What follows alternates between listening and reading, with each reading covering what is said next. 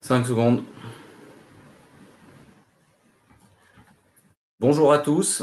Merci de vous être connectés pour cette présentation du rapport thématique du Haut Conseil pour le climat, intitulé « Accélérer la transition climatique avec un système alimentaire bas carbone, résilient et juste », qui va vous être présenté pendant une trentaine de minutes par Madame la Présidente Corinne Lecquéré, Madame Sophie Dubuisson-Kellier et Monsieur Jean-François Soussana, tous deux membres du Haut Conseil pour le climat.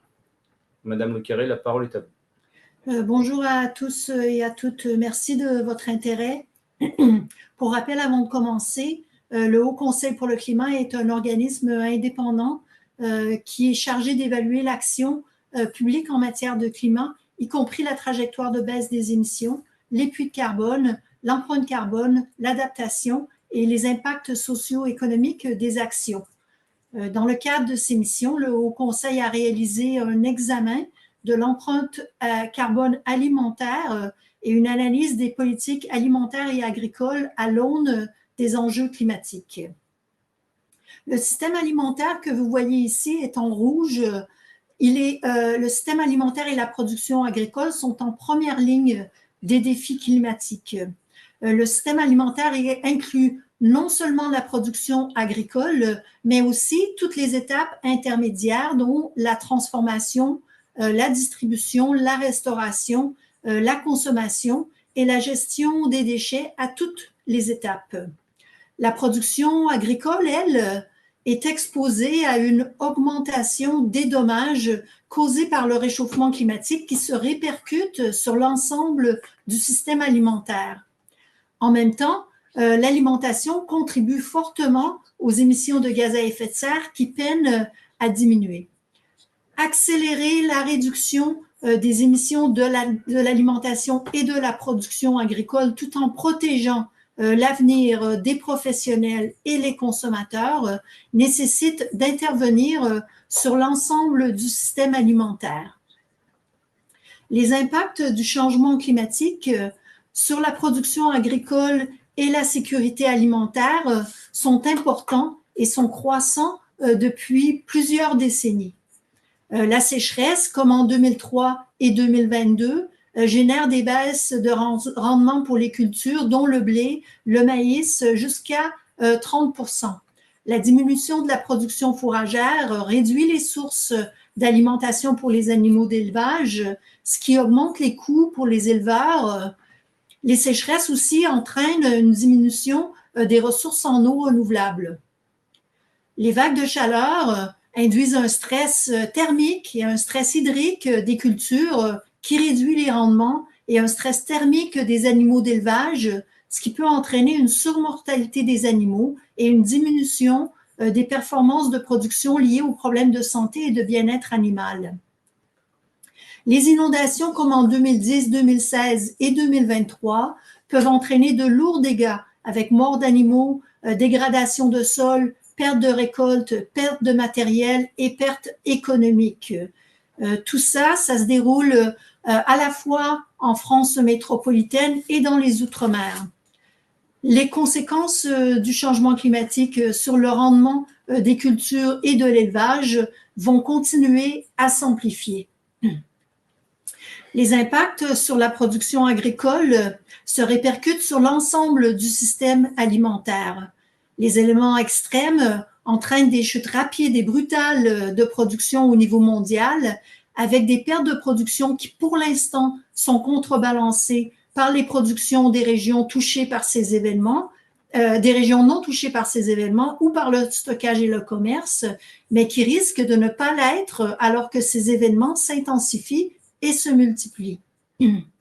Les effets négatifs aigus et chroniques du changement climatique sur la production alimentaire peuvent se produire en conjonction avec d'autres chocs, comme les zoonoses, les pandémies et conflits armés, et qui sont d'ailleurs parfois liés, eux, au changement climatique. Le changement climatique est donc source d'événements combinés et de risques en cascade qui sont de plus en plus complexes et difficiles à gérer et menacent la résilience du système alimentaire et de la sécurité alimentaire mondiale. Sans adaptation supplémentaire, l'agriculture et l'élevage seront exposés en France à plus de pertes de rendement. La prise en charge des impacts du changement climatique sur les activités agricoles passe aujourd'hui majoritairement par la gestion de crise, par des adaptations réactives avec un niveau insuffisant de préparation. Pour se prémunir des impacts et tirer parti des opportunités, le système alimentaire doit se préparer à un climat plus chaud de plus 2 degrés en France à court terme et possiblement plus 4 degrés Celsius à plus long terme en protégeant et accompagnant les acteurs, particulièrement les plus fragiles.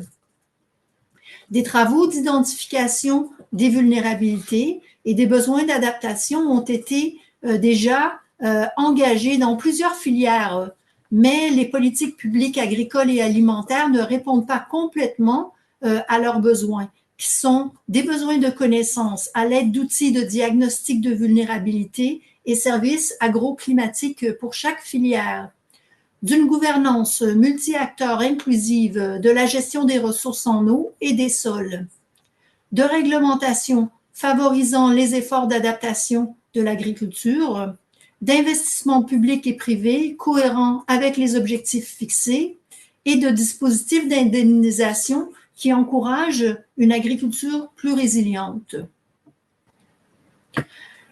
Au niveau des émissions de gaz à effet de serre du système alimentaire, déjà pour la part de l'agriculture, deuxième secteur émetteur en France, et après les transports. Les émissions de l'agriculture proviennent pour 60% de l'élevage, surtout de la fermentation entérique et la gestion des effluents des bovins. Pour 27% des cultures, principalement dues à l'épandage d'engrais azotés minéraux, et pour 13% des engins moteurs et chaudières. Les émissions de l'agriculture ont baissé de 13% entre 1990 et 2021 en France.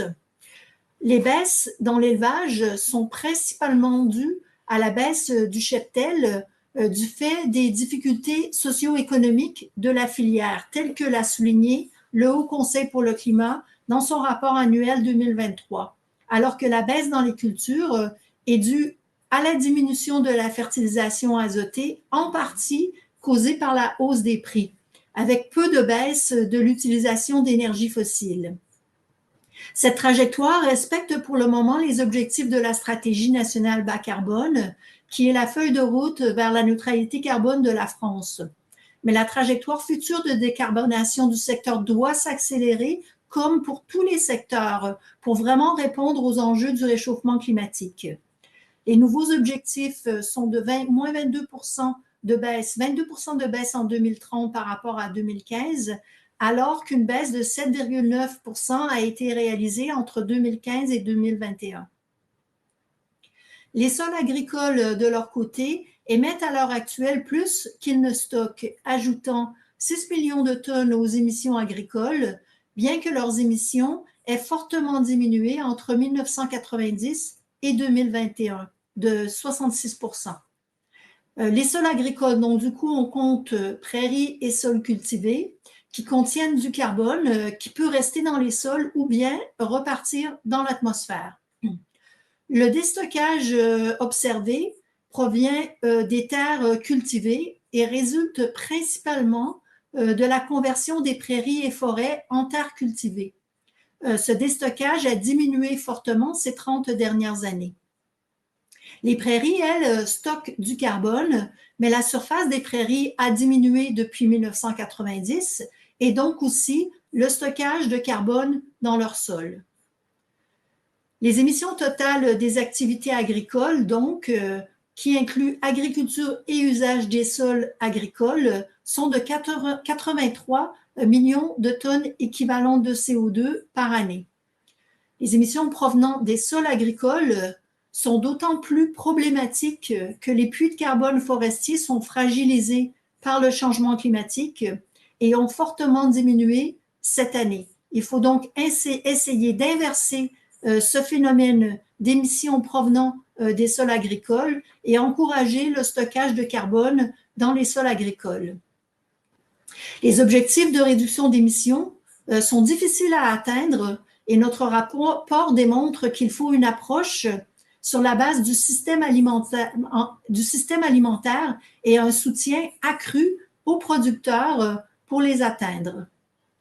Le système alimentaire représente 22% de l'empreinte carbone globale de la France, soit 2,1 tonnes de CO2 équivalent par habitant par année. Au-delà de la production agricole, le système alimentaire est responsable d'émissions qui sont comptabilisées dans les autres secteurs, soit comptabilisées dans les autres secteurs, soit associées aux importations.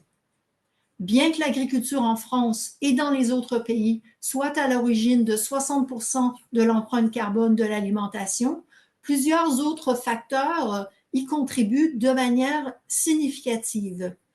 La transformation des aliments des industries agroalimentaires est responsable de 6 à 18% des émissions de l'empreinte alimentaire selon les estimations.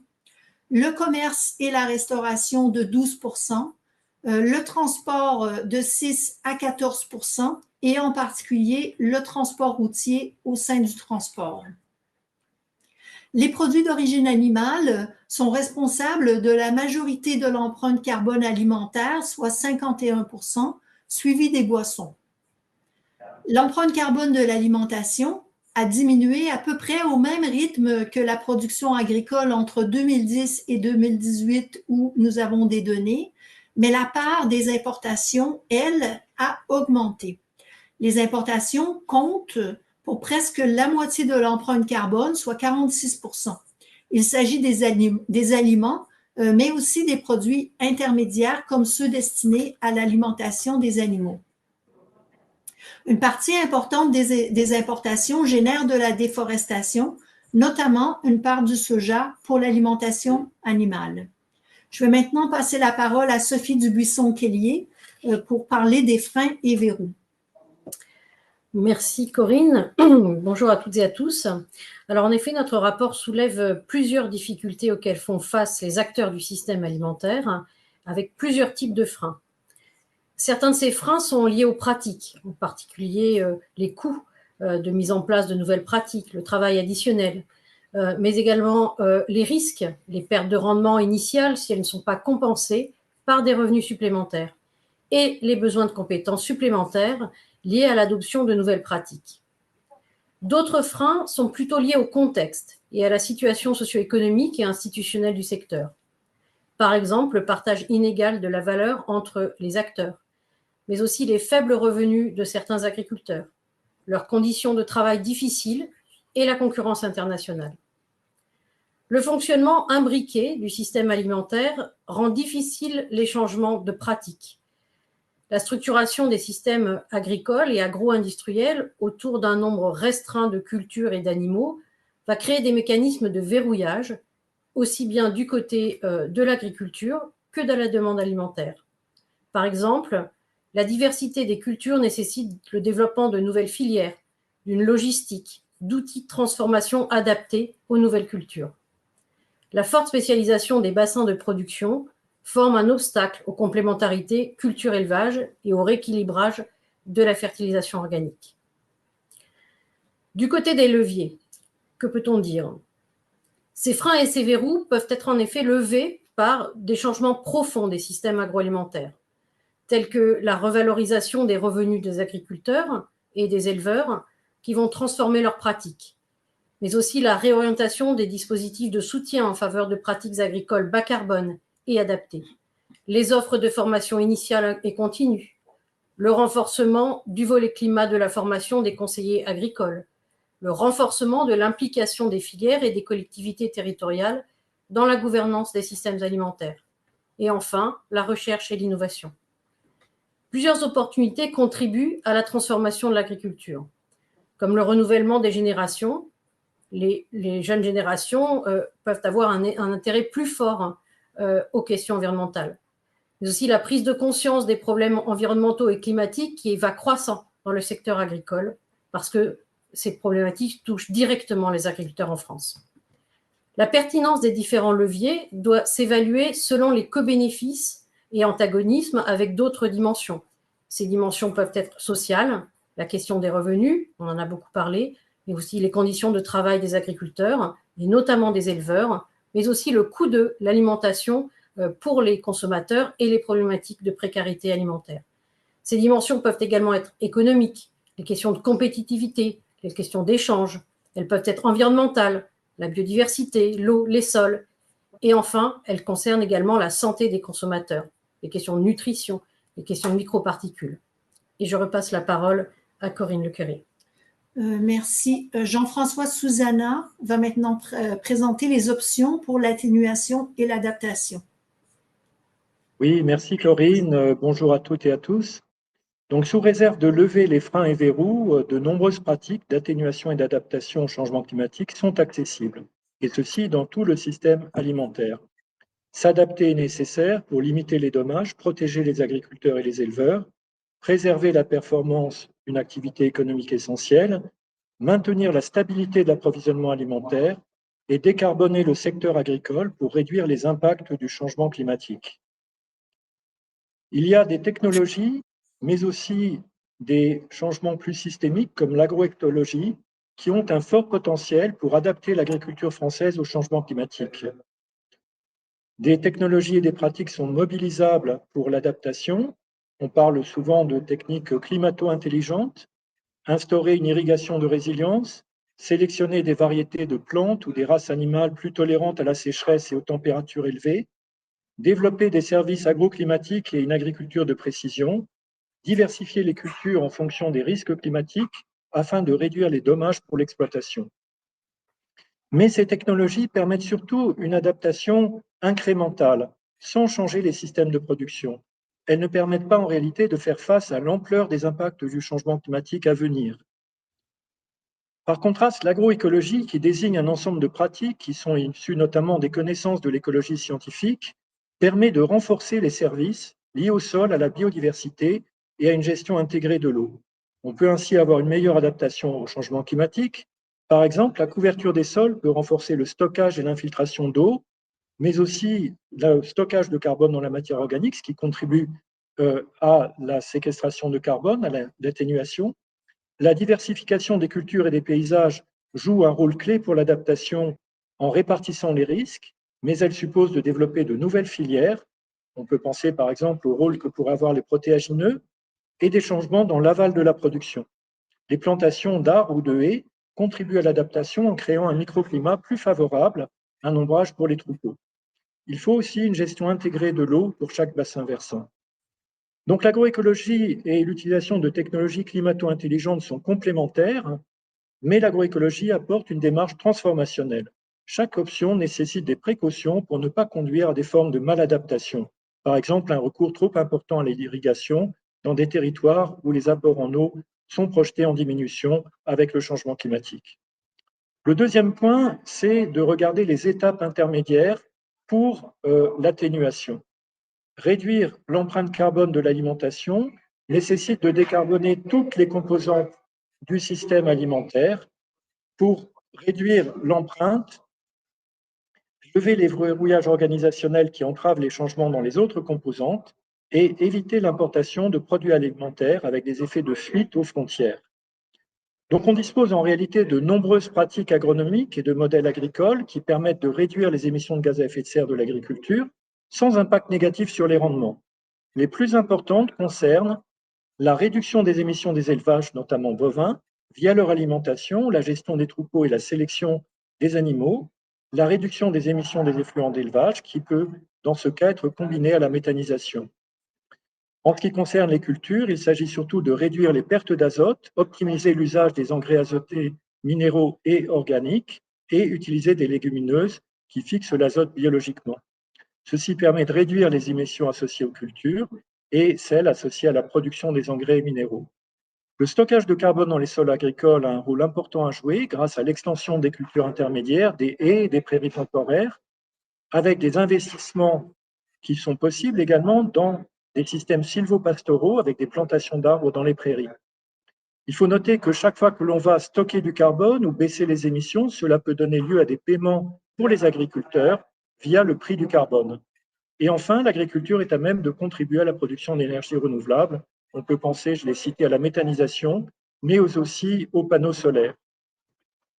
Donc, afin de proposer aux consommateurs une alimentation bas carbone, saine et accessible, les acteurs des industries agroalimentaires peuvent agir sur leur approvisionnement ou encore sur leur consommation énergétique en privilégiant les produits les moins carbonés.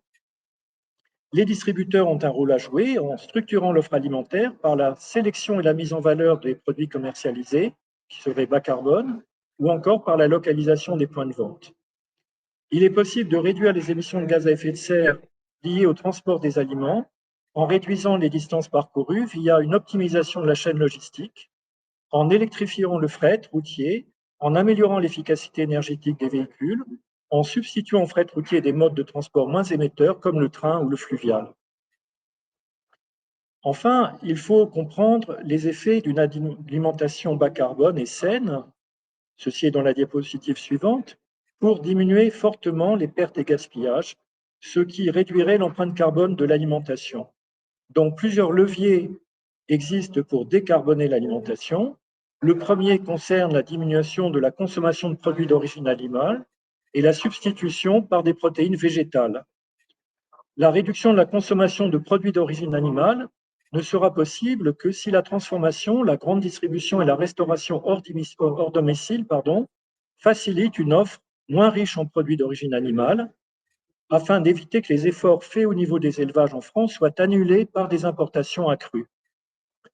Encourager la consommation de produits issus de modes de production bas carbone et de saison et la modération de la consommation, suivant les recommandations nutritionnelles, sont également des recommandations que nous avons. Il s'agit enfin de réduire les pertes et les gaspillages à toutes les étapes de la chaîne.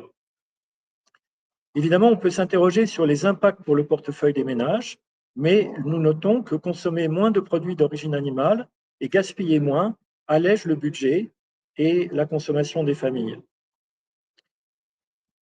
Nous avons plusieurs scénarios qui montrent qu'il serait possible de projeter une réduction des émissions du secteur agricole de 50% à l'horizon 2050 par rapport à 2020. On pourrait éventuellement aller plus loin en intégrant davantage le stockage de carbone dans les sols agricoles et dans la biomasse.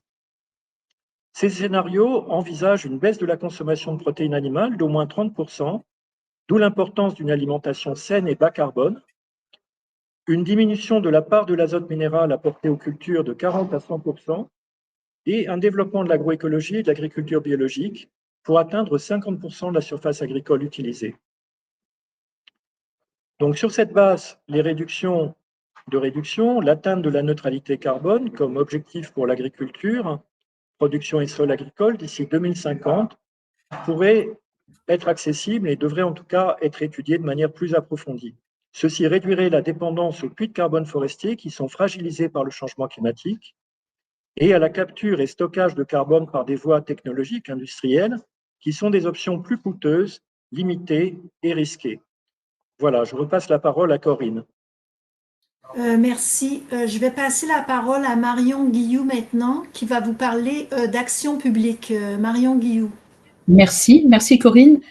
En fait, on a regardé comment l'action publique pouvait prendre en compte les objectifs que nous vous avons décrits.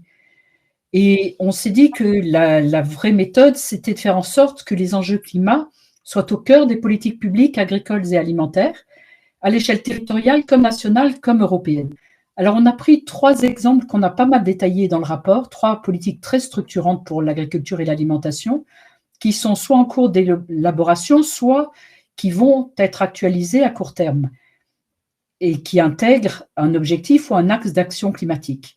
Donc, ces 3 politiques sont le pacte et la loi d'orientation pour le renouvellement des générations en agriculture, qui est en cours de conception, le plan stratégique national de la politique agricole commune, qui a déjà été adopté, mais qui va être révisé en 2024, puis qui sera revu au moment de la révision de la politique agricole commune, et puis la future stratégie nationale pour l'alimentation, la nutrition et le climat. À l'heure actuelle, de fait, les politiques agricoles et alimentaires en général ne sont pas assez mobilisées en appui aux politiques climatiques. Et l'ancrage territorial profond de l'agriculture implique de développer des pratiques cohérentes avec la réalité des territoires. Ce ne sera pas la même chose partout. Et incite, en revanche, partout à adopter des méthodes participatives d'élaboration des plans territoriaux relatifs à l'alimentation comme des plans relatifs à l'usage de l'eau ou à l'usage des terres. Alors, si je parle d'abord du plan d'alimentation, de fait, ce sont des opportunités d'action publique pour atténuer les émissions et adapter l'agriculture tout en soutenant les agriculteurs. Alors, ça demande une vision d'abord, savoir où on va. Et continuer jusqu'à ce que Marion Guillou revienne. Donc, ceci demande une vision et des orientations claires sur les types de modèles agricoles et le système alimentaire de demain. Par exemple, via le développement d'un cadre de référence, une articulation accrue avec les autres politiques agricoles et alimentaires et une mise en cohérence avec les politiques climatiques. Plusieurs moyens peuvent être mobilisés, soit renforcer la formation des acteurs, ce qui inclut les agriculteurs, les enseignants, les conseillers, l'administration, les acteurs des filières et des industries agroalimentaires sur, bien sûr, les enjeux climatiques. Ça inclut aussi soutenir en priorité les installations avec des projets d'exploitation bas carbone et résilientes, encourager le développement de nouvelles filières, accompagner l'élevage, reconcevoir les outils assurantiels agricoles, autoriser le stockage d'eau en agriculture pour les projets économes en eau et adaptés au changement climatique, et donc répondant aux besoins actuels et futurs. Les politiques alimentaires, elles, actuelles, prennent peu en compte le climat. Elles misent principalement sur l'information aux consommateurs et les approches volontaires. Elles restent faiblement financées et n'encouragent pas l'évolution de l'offre ou des environnements alimentaires qui sont façonnés, eux, plutôt par l'industrie, la distribution et la restauration. La stratégie pour l'alimentation, la nutrition et le climat constitue une opportunité de transformer l'offre pour permettre une consommation alimentaire bas carbone et saine.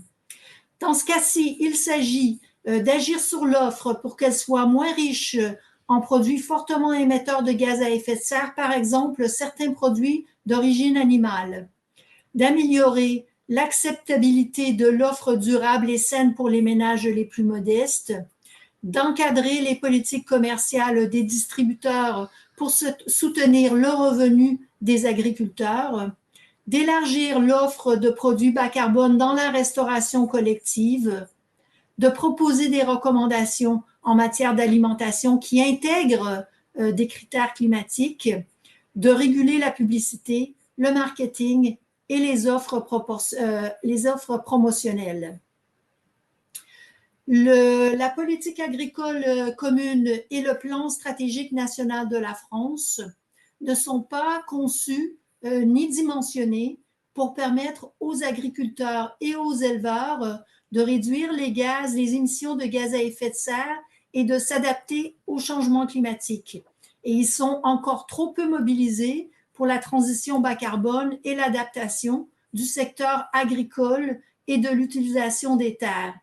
Ils contribuent plutôt au maintien du statu quo. Ils présentent cependant de nombreux dispositifs, bien sûr, qui sont, eux, mobilisables pour le climat. Au niveau de son budget, la contribution à l'action climatique de 3 à 12 milliards d'euros selon le périmètre, qui correspond à 7 à 24% du budget total. Donc, cette contribution climatique a besoin d'être renforcée. Certaines options d'atténuation et d'adaptation ne sont pas mobilisées, par exemple, aucune mesure sur les émissions de la fermentation entérique. Au niveau de son efficacité, le plan stratégique national contribue à lever certaines barrières comme le besoin d'investissement, mais les mesures sont trop peu ambitieuses avec de faibles budgets et une faible attractivité ou bien n'incitent pas au changement de pratique. Les effets sur les émissions sont trop faibles. La réduction des émissions de dioxyde d'azote et de méthane est de 9 à 11%. Elle n'atteint pas les objectifs de la stratégie nationale bas carbone 2. Les autres mesures mises en œuvre hors plan stratégique national ne sont par ailleurs pas suffisantes pour combler l'écart. Les enjeux d'adaptation, enfin, sont peu couverts avec des risques de maladaptation concernant l'irrigation et les assurances en particulier.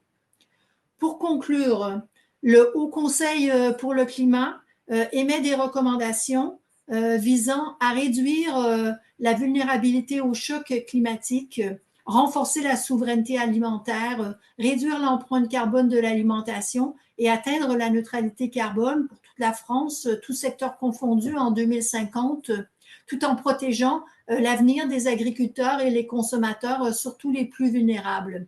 Ces recommandations sont d'accélérer la transition vers un système alimentaire bas carbone, résilient et juste en tenant compte de toutes les étapes du système alimentaire et non pas seulement la production, d'améliorer l'architecture d'action publique en cohérence avec la neutralité carbone en 2050 et la trajectoire de réchauffement de référence pour l'adaptation, renforcer les politiques publiques au service de la transition, promouvoir et soutenir l'engagement des collectivités territoriales au service de l'action climatique, renforcer les capacités des acteurs du système alimentaire et agricole en s'appuyant sur la formation, la recherche et l'innovation, intégrer les enjeux climatiques dans le suivi et l'évaluation des politiques alimentaires et agricoles, et enfin, réorienter les politiques alimentaires, agricoles et commerciales de l'Union européenne pour renforcer leur contribution aux objectifs climatiques. Je vous remercie. Merci beaucoup pour cette présentation. Donc nous allons passer à une séance de questions-réponses qui peuvent être adressées via le chat. Donc à Madame la Présidente Corinne Lequéré, Monsieur Jean-François Soussana, Madame Marion Guillou et Madame Sophie Dubuisson-Kellier qui viennent donc d'effectuer cette présentation. Alors dans les questions qui ont été posées, même s'il y en a peu au fil de l'eau, je vous encourage à en poser d'autres. Il y a des questions sur la distinction entre les gaz à effet de serre d'origine organique, qui viennent du vivant, et les gaz à effet de serre d'origine fossile. Et le fait qu'avec une approche en système alimentaire, les deux sont traités dans notre sujet. La question pointe du doigt le fait de les mettre côte à côte, ou éventuellement sur le même plan pour l'internaute, mais est-ce que ça ne pose pas un problème d'un point de vue méthodologique ? Je vais peut-être donner une première réponse et Jean-François Soussana, tu peux compléter. Merci. Donc, effectivement, on s'appuie sur des facteurs de conversion. Donc, le dioxyde d'azote et le méthane ont des temps de vie vraiment différents. Donc, le méthane en particulier, temps de vie très, très court. Si on agit sur le méthane, on a un changement climatique immédiat, donc un changement bénéfique. Si on réduit les émissions du méthane, ça se traduit immédiatement par une baisse des températures, alors que ce n'est pas le cas pour le dioxyde d'azote et pour le N2O. Et donc, effectivement, il n'y a pas c'est pas idéal de pouvoir amener tous les gaz, comparer tous les gaz sur la même métrique, mais c'est une solution actuelle qui nous permet effectivement d'avoir des trajectoires de décarbonation qui sont cohérentes avec, par exemple, limiter le réchauffement à 1,5 ou à bien en dessous des 2 degrés. Maintenant, en parallèle, les gouvernements se sont engagés à réduire les émissions de méthane plus rapidement que les autres émissions, ce qui affecte bien sûr les objectifs potentiels du secteur alimentaire, agroalimentaire. Jean-François, est-ce que tu veux compléter éventuellement avec les puits de carbone aussi? Oui, c'est ça. Oui, merci Corinne. Donc, en complément, je voudrais déjà rappeler que les émissions biologiques, qui sont largement celles du secteur agricole, vont prendre une part croissante au fur et à mesure que l'on pourra réduire les émissions qui viennent des énergies fossiles. On s'attend à ce que les émissions résiduelles soient composées dans une part assez importante d'émissions biologiques. Donc, on espérait pouvoir compenser largement ces émissions biologiques par les puits de carbone des forêts, mais comme vous le savez, le puits de carbone des forêts est en train de diminuer rapidement sous l'effet du changement climatique. On sera donc amené à réduire probablement plus fortement les émissions biologiques de l'agriculture qu'on ne pouvait le penser il y a encore 5 ou 10 ans. Ceci étant dit, d'un point de vue méthodologique, il faut aussi distinguer les émissions et puis les puits. C'est-à-dire que lorsque vous n'émettez pas un certain nombre de kilos de N2O ou de méthane, eh bien, c'est un bénéfice direct pour l'atmosphère et le climat. Lorsque vous stockez du carbone dans le sol ou dans la biomasse, ce stockage de carbone est réversible. Donc, non seulement il faut s'assurer qu'on a bien stockage, mais encore, il faut que ce stockage soit garanti sur à minima 100 ans, c'est-à-dire le pas de temps de la négociation climat. C'est pour cela que la continuité des changements de pratique en matière de stockage de carbone sera un débat essentiel. On a de ce point de vue une distinction entre les puits et les sources. Merci. Et Sophie Dubuisson-Kelly va ajouter. Oui, un petit complément, parce qu'il ne faudrait pas penser que, en gros, la partie alimentaire ne couvre que des émissions CO2. On a aussi des émissions hors CO2 par la partie alimentaire, c'est-à-dire l'aval de la filière, à travers les importations, les choix d'importation qui sont faits par les acteurs de la distribution, de la transformation et de la restauration, qui contribuent à des émissions qui, elles, sont des émissions importées. Merci beaucoup pour ces réponses qui rejoignent une autre question à propos de l'usage des terres, des zones humides et de l'artificialisation, puisque vous venez de mentionner à travers les importations, il y a un risque d'importer de la déforestation finalement. Donc la question qui nous est posée, c'est est-ce que la question de l'usage des terres, incluant les forêts, a été abordée dans ce rapport? Marion, souhaites-tu répondre, Marion Guillou? Oui, bien sûr. Oui, l'usage des terres a été abordé dans le rapport, mais quand de terres agricoles. Donc, on a parlé bien sûr de ce que citait Jean-François Soussana tout à l'heure, c'est-à-dire les capacités de stockage de carbone des sols agricoles. On a mentionné qu'actuellement, malheureusement, c'était le phénomène inverse, c'est 6 millions de tonnes équivalent CO2 qui s'ajoutent aux émissions de gaz à effet de serre des activités agricoles. Et donc, tout l'enjeu, c'est bien d'encourager par les politiques publiques notamment ou par les marchés, puisque l'aval dont parlait Sophie Dubuisson-Kelly peut avoir un rôle à jouer dans le fait de rémunérer des efforts de stockage de carbone par les agriculteurs et donc de sourcer leurs matières premières chez des agriculteurs qui ont un solde de stockage de carbone significatif. Et comme le disait Jean-François, il faudra faire attention à la durabilité de ce stockage de carbone. Donc oui, nous avons regardé l'usage des terres en tant que terres liées à l'agriculture.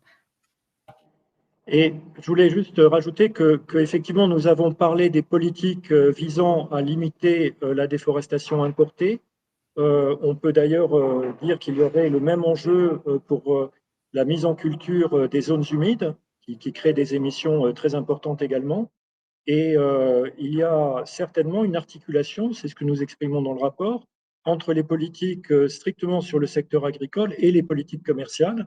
Lorsque l'on parle des accords de libre-échange, il faut être vigilant, par exemple, sur cette déforestation importée. C'est quelque chose qui est en cours au niveau de l'Union européenne et de la France. Merci beaucoup. Alors, une autre question vous demande si le lien entre les sujets climatiques et les problématiques sociales, notamment d'accès à l'alimentation, mais aussi de revenus des travailleurs du monde agricole, est-ce que ce volet a été traité dans le rapport du HCC? Sophie? Oui, tout à fait. En fait, nous avons traité ces dimensions sous plusieurs angles, à la fois en fait sous l'angle de la question de la vulnérabilité des agriculteurs, une vulnérabilité qui s'exprime notamment face aux impacts du changement climatique qui sont devenus majeurs, et à la fois sous l'angle des revenus des agriculteurs qui sont actuellement dans une situation très, très, très complexe. Et en fait, nous mettons en relation à travers le système alimentaire dans son ensemble, ces vulnérabilités des agriculteurs et ces vulnérabilités à l'autre bout des consommateurs, en fait, qui sont confrontés à une offre alimentaire qui est peu fournie en produits bas carbone. Ces produits sont souvent peu visibles dans l'espace alimentaire et sont souvent peu accessibles socialement, c'est-à-dire qu'ils sont très chers pour les consommateurs. Donc l'important, c'est vraiment d'avoir cette vision systémique des systèmes alimentaires pour considérer que le développement de cette dimension bas carbone des systèmes alimentaires peut être un moyen de prendre en charge à la fois les problématiques sociales de l'amont, c'est-à-dire de l'agriculture, et une partie des problématiques sociales également des consommateurs.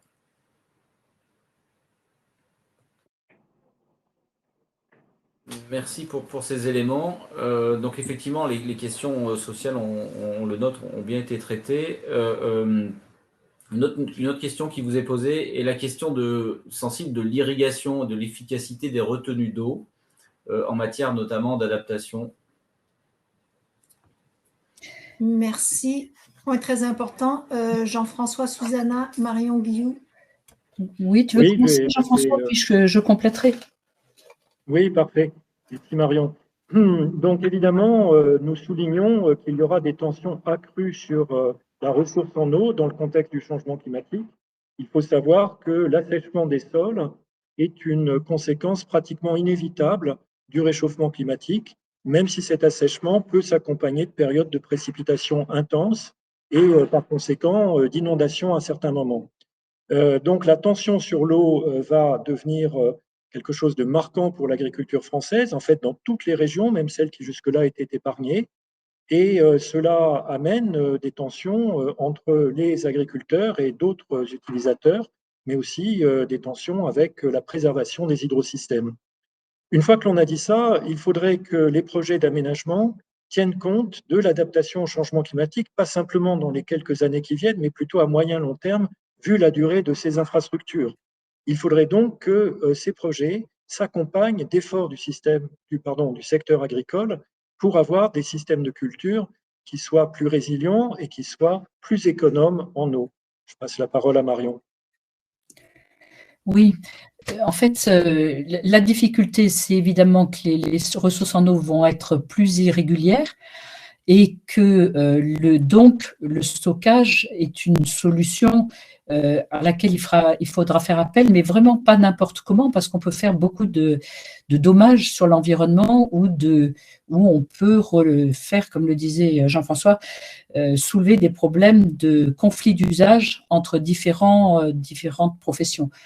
D'où nos recommandations, vous le verrez dans le rapport, d'abord d'assurer un suivi hydrologique chaque fois qu'on fera une retenue dans les cours d'eau, d'évaluer les points positifs et négatifs des retenues, de revoir régulièrement les niveaux des seuils, de dimensionner les retenues en se basant sur les estimations de disponibilité de la ressource en cohérence avec la trajectoire de réchauffement, de vérifier les réponses du milieu aux retenues de substitution, parce qu'il y a des choses qu'on a pu ne pas prévoir à l'avance, de conditionner les finances publiques au fait, comme le disait Jean-François, au fait qu'on adapte les pratiques agricoles pour qu'elles soient moins gourmandes en eau, et de renforcer la sobriété, de réduire les usages de l'eau avec des systèmes de culture plus économes et mieux adaptés, de faire évoluer les modèles et les pratiques avec, si possible, une transition agroécologique. Bref, toute une liste de recommandations pour rendre l'établissement d'une retenue compatible avec le changement climatique, non seulement aujourd'hui, mais aussi demain. Merci beaucoup. Alors, il y a aussi d'autres questions sur les acteurs des étapes intermédiaires. On a parlé beaucoup de production agricole, un petit peu de consommation et moins d'étapes intermédiaires. Est-ce que le rapport a abordé ces questions et fait-il des recommandations sur les acteurs des étapes intermédiaires ? Oui, tout à fait. C'est l'un des angles importants de notre rapport, hein, de rappeler que l'empreinte de l'alimentation, elle correspond à 22% de l'empreinte carbone de la France. Et en fait, si à la fois les émissions territoriales diminuent et l'empreinte diminue, la part en fait des émissions importées dans la totalité de cette empreinte, elle augmente.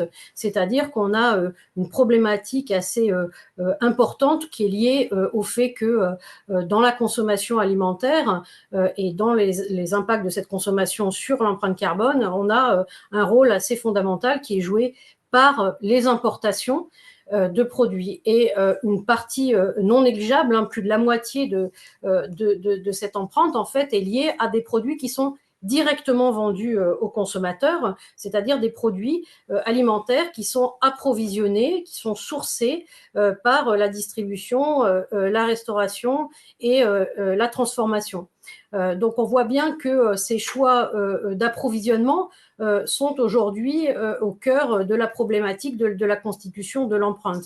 Si on regarde même plus dans le détail, on voit que dans cette empreinte, on a plus de la moitié de ces émissions importées qui est liée à de l'approvisionnement en viande. Donc on a sur certains postes de viande une croissance en fait de ces importations de viande. Et donc ce que nous pointons dans le rapport, en effet, c'est la nécessité finalement de partager la responsabilité autour de ces enjeux climatiques sur l'ensemble des acteurs de ces systèmes alimentaires, depuis les agriculteurs jusqu'aux consommateurs et en passant par tous les acteurs intermédiaires, donc transformation, distribution et restauration. Merci beaucoup. Alors, pour continuer sur cette question d'acteurs intermédiaires, une ou un internaute plusieurs internautes nous pointent les questions du marketing et de la publicité, notamment au niveau des fruits et légumes. Est-ce que ces questions sont abordées dans le rapport? Est-ce que vous avez des choses à dire sur ces points? Oui, tout à fait. Alors, le marketing et la publicité font partie des leviers que nous identifions pour permettre de réorienter cette consommation vers des produits bas carbone, donc c'est-à-dire des produits, par exemple, moins carnés, qui peuvent être aussi, qui peuvent répondre à un certain nombre de cahiers des charges favorables à l'environnement. Et surtout, ce qu'il est important de comprendre, au-delà du marketing et de la publicité, c'est que c'est l'ensemble des environnements alimentaires qui façonnent ces habitudes et ces pratiques de consommation. Et dans ce que nous appelons les environnements alimentaires, c'est aussi l'offre telle qu'elle se présente aux consommateurs. On sait par exemple que 65% de la consommation en fait est proposée par la grande distribution aux consommateurs. Donc c'est aussi dans ces environnements alimentaires, la proportion de produits qui sont des produits bas carbone. Hein. Comme je le disais tout à l'heure, cette offre bas carbone, elle est à la fois peu visible, elle est à la fois peu rémunératrice pour les agriculteurs, elle est peu visible dans les environnements alimentaires. Elle est également peu accessible pour les consommateurs puisqu'elle est très chère. Donc, on voit le poids considérable au-delà du marketing et de la publicité, hein, qui ont un rôle important aussi à jouer, de la manière dont cette offre se présente aux consommateurs dans la distribution et la restauration notamment. Merci beaucoup. Alors, pour aller sur des questions très, très concrètes de vulnérabilité, nous avons une question sur la résilience de notre système alimentaire et les risques en cascade en cas de catastrophe dans le monde. Est-ce que finalement, la sécurité alimentaire n'est pas mise en question, y compris à l'échelle mondiale? Jean-François, oui. Oui, merci. Donc, si vous voulez, dans le GIEC, nous avons étudié des scénarios dans lesquels il y a des impacts du changement climatique sur plusieurs bassins majeurs de production, par exemple de céréales. Et dans ce cas-là, on se rend compte qu'effectivement, on peut avoir une certaine hausse des prix qui résulte de ces impacts climatiques. Donc, on ne peut pas dire que l'Europe soit la région du monde la plus menacée, loin de là, puisqu'elle a les moyens d'acheter des produits alimentaires, même si le cours mondial devient plus élevé. Mais cela peut concourir à un renchérissement des prix, à une inflation dont on a vu qu'elle s'était développée pour d'autres raisons, hein, principalement sous l'effet d'un choc géopolitique qui est l'invasion par la Russie de l'Ukraine, qui a entraîné un renchérissement du prix des engrais, qui avait, il est vrai, débuté un petit peu avant, et qui a concouru au renchérissement du prix de l'énergie. Donc le problème, c'est qu'on peut avoir des chocs cumulés. Et dans ce cas-là, on peut avoir des vulnérabilités en fait accrues du système alimentaire européen. Oui, on a fait allusion dans quelques paragraphes au niveau mondial, puisque pour l'instant, donc, on a signalé que les échanges permettaient d'amortir un choc de production ou que les stocks permettaient d'amortir un choc de production, mais on a envisagé, disons, l'avenir un peu plus lointain et les cas où les conflits et les problèmes climatiques se cumuleraient, sachant que malheureusement, les problèmes climatiques causent parfois des conflits et donc des problèmes d'alimentation. Donc, on a évoqué les deux aspects, celui que Jean-François Soussane a abordé, l'Europe, et on a fait une petite ouverture sur les problèmes mondiaux.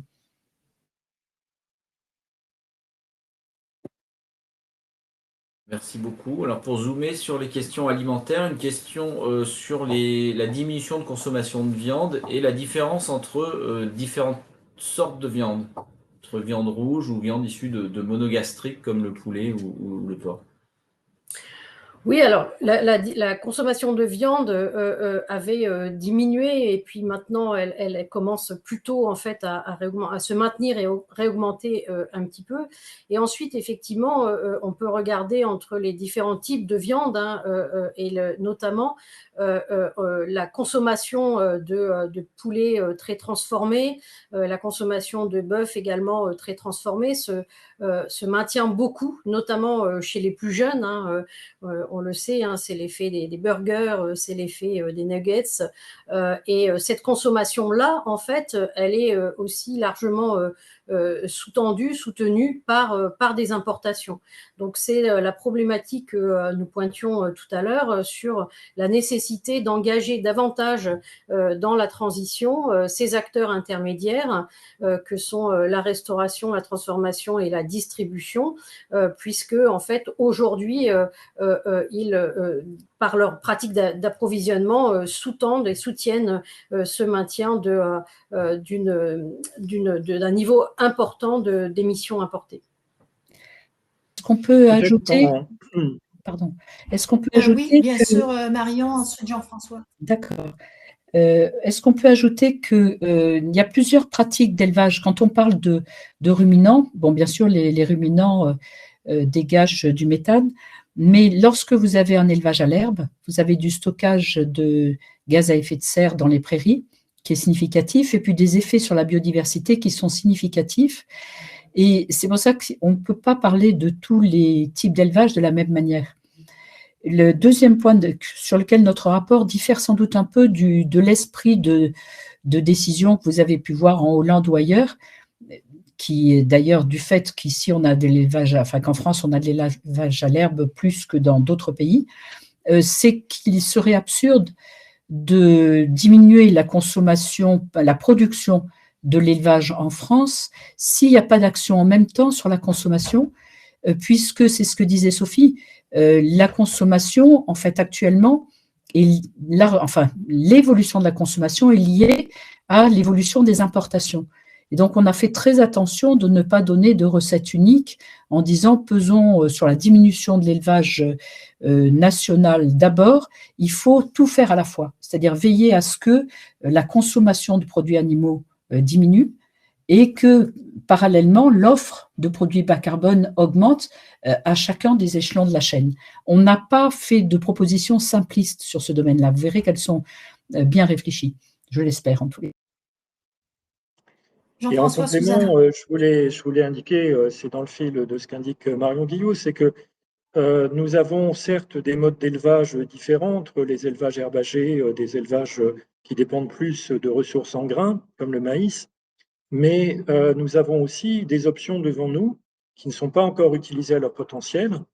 S'agissant des émissions de méthane entérique, on peut combiner des changements dans l'alimentation avec en particulier du potentiel de certains additifs alimentaires. Alors, il y a différentes voies qui sont explorées en termes d'innovation, Je sais qu'en Australie, on utilise beaucoup les algues rouges avec des résultats assez probants. C'est des choses qu'on peut regarder. Il y a également la sélection génétique. Il y a un potentiel considérable de réduire les émissions de méthane par la sélection génétique et la conduite des troupeaux, qui offre également des options complémentaires. Lorsqu'on chiffre ça, on peut évaluer qu'à même niveau de production, on pourrait réduire d'environ 30% les émissions de méthane des bovins. Donc c'est considérable et c'est des leviers d'innovation qui pourraient vraiment être déployés en France à un horizon de l'ordre de 10 à 20 ans. Merci beaucoup. Alors peut-être une dernière question, parce que l'heure tourne. Nous avons parlé de services écosystémiques et du stockage de carbone. Une autre question pour des activités donc, qui peuvent être portées par le secteur agricole vient sur l'énergie. Ce secteur-là peut-il contribuer au secteur énergétique et comment l'agriculture peut aussi être source de solutions au-delà du système alimentaire? Je peux continuer si vous voulez. Donc, il faut évidemment explorer toutes ces options. On peut commencer par la méthanisation qui est en pleine croissance en France. Il y a certes, disons, un certain nombre de considérations à avoir. Par exemple, avoir des très grands méthaniseurs, ça peut s'accompagner d'un flux de camions qui les alimentent. Ce n'est pas forcément optimal. Donc, il faut raisonner la manière dont cette méthanisation peut se déployer. Il faut veiller à ce qu'elle ne soit pas consommatrice de grains destinés à l'alimentation humaine. Mais d'un autre côté, on observe que les digestats de méthanisation, lorsqu'ils sont retournés au sol, fournissent une source de carbone qui est tout à fait compatible avec le stockage. Donc, il y a aussi des atouts de ce point de vue pour la méthanisation. Je voudrais parler assez rapidement des questions de biocarburants et puis des questions d'usage de la biomasse. S'agissant des biocarburants, là, on est sur des recommandations qui visent tout de même à limiter leur usage lorsqu'ils sont en concurrence avec la production alimentaire, vu qu'il y a un renchérissement des prix alimentaires et en tout cas des prix des céréales, et puis limiter aussi les importations pour les biocarburants. Lorsque l'on va maintenant vers d'autres manières d'utiliser la biomasse, et ça c'est plutôt à moyen long terme, il y a des scénarios dans lesquels on brûlerait la biomasse lignocellulosique pour obtenir de l'énergie et pour ensuite stocker le CO2 dans des réservoirs géologiques. Certains pays, je pense au Royaume-Uni, ils sont en train de déployer ces options à assez grande échelle et elles sont également dans le débat public en France. Nous avons fait un autre rapport, l'avis du Haut Conseil pour le climat sur la capture de carbone et le stockage, qui montre qu'il faut regarder ces sujets avec prudence et que l'on ne peut pas compter à grande échelle sur ces options-là. Merci beaucoup. Alors, on va prendre une dernière question qui demande, est-ce que vous considérez que la SNANC, la Stratégie nationale alimentation, nutrition, climat, devrait prendre en compte l'ensemble de la chaîne alimentaire, des conditions de production jusqu'à la consommation? Alors, il est certain que ce type d'outil est vraiment important de par en fait sa transversalité, puisque la SNANC en fait couvre à la fois des questions de nutrition, des questions de qualité alimentaire, des questions de précarité alimentaire, des questions agricoles derrière ces questions de qualité alimentaire, et puis des questions de climat, puisque l'une des préconisations de notre rapport, c'est de mobiliser davantage les enjeux climatiques dans les politiques alimentaires et d'articuler davantage les problématiques de l'amont avec celles de l'aval. Pour l'instant, la SNANC est en cours de construction, donc il est encore un petit peu tôt pour trancher cette question. En tous les cas, pour savoir en tous les cas si elle va pouvoir y répondre, en tous les cas, il nous semble tout à fait intéressant d'avoir ces outils de transversalité pour prendre en charge ces questions. Peut-être que l'on peut élargir un petit peu la question à la question de la gouvernance de cette transition dans les systèmes alimentaires, qui, comme vous l'avez compris, est une transition de grande ampleur, qui nécessite de coordonner des politiques publiques qui sont pour l'instant pensées parfois de manière un peu séparée, qu'il s'agisse de l'agriculture, de l'alimentation et la santé, de l'environnement, du climat. Et de ce point de vue, nous pensons qu'il serait intéressant d'explorer une coordination de ces politiques publiques par le SGPE, le secrétariat général à la planification écologique, dans la mesure où il a cette capacité à organiser une coordination entre plusieurs secteurs dans le but de la planification écologique. Je vous remercie de votre attention. Je repasse la parole à Sylvain Mondon pour clore la session. Merci beaucoup, Madame la Présidente. Merci, Madame Sophie Dubuisson-Kellier. Merci, Madame Guillou. Merci, Monsieur Jean-François Soussana. Et bravo au Conseil pour le climat pour ce rapport qui a suscité beaucoup d'intérêt puisque vous étiez pratiquement 400 connectés pour écouter ce. Merci à tous pour votre attention et au revoir. Au revoir. Au revoir. Merci, au revoir.